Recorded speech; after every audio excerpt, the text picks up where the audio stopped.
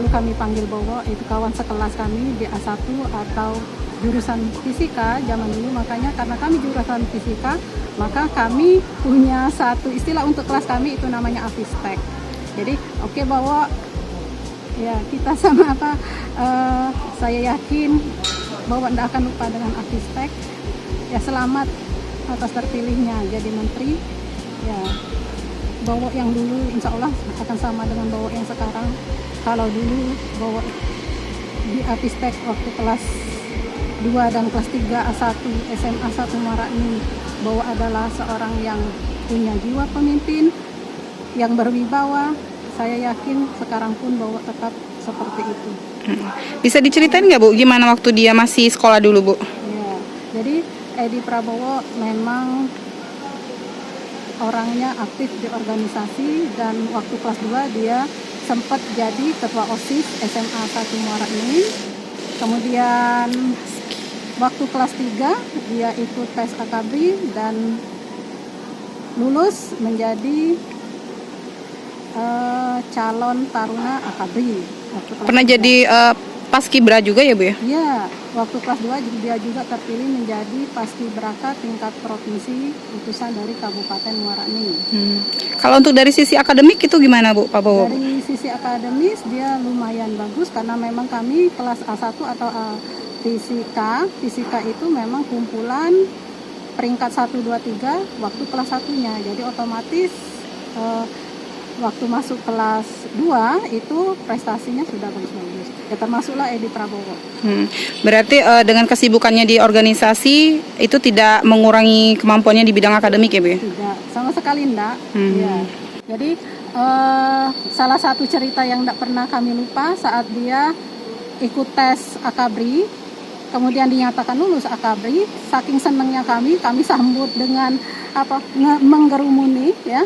Jadi dia digerumuni, satu kelas itu jitak kepalanya. Nah, itu dijitak ya, jitak bukan berarti jitak dengan kuat ya, tapi semua isi kelas itu jitak kepalanya dengan bilang, "Bowo, kami yakin kau jadi jenderal. Nah, jadi saat inilah kami akan pegang kepalamu dan jitak kepalamu." Karena kalau udah jadi jenderal nggak bisa lagi ya Bu? Nah, kalau sudah jadi jenderal nggak bisa jitak lagi. Nah itu, ya, insya Allah Bowo ingat ya. Tapi ada satu kenangan dengan Bowo yang selalu kami kenang. Dia selalu kalau lihat saya atau siapapun yang sudah duduk, yang perempuan duduk di belakang sopir, pasti dia bilang, "Udah, biar gantian aku baik, kamu duduklah manis di situ." Gitu. Jadi itu kenangannya.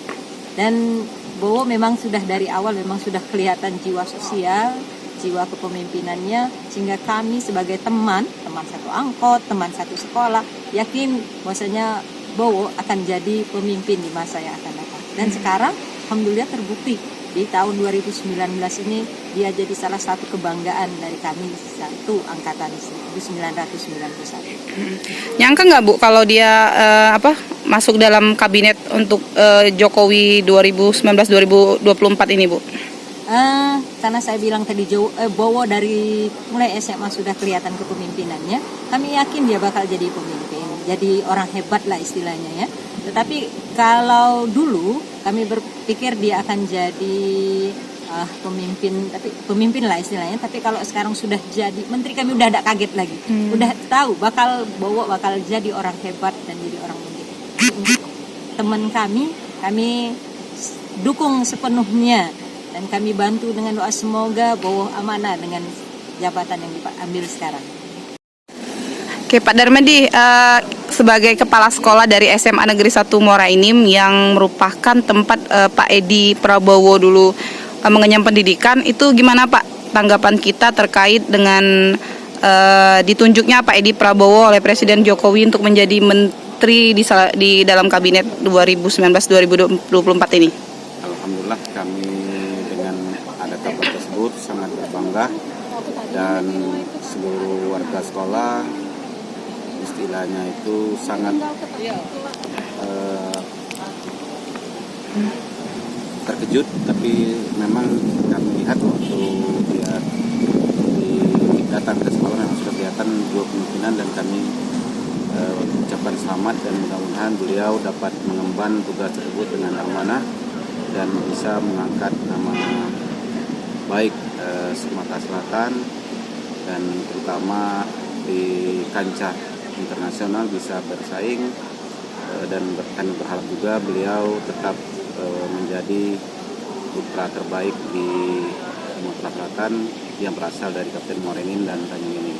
Kami sebagai alumni SMA 1 tahun 90 mengenal beliau semenjak Adik kelas berarti ya Pak ya? adik kelas, dan beliau memang sudah dari SMA kelihatan aktif, kegiatan di sekolah misalnya menjadi ketua OSIS, menjadi paskibra tingkat provinsi, dan beliau juga termasuk siswa yang pintar karena jurusan beliau adalah A1 Fisika waktu itu.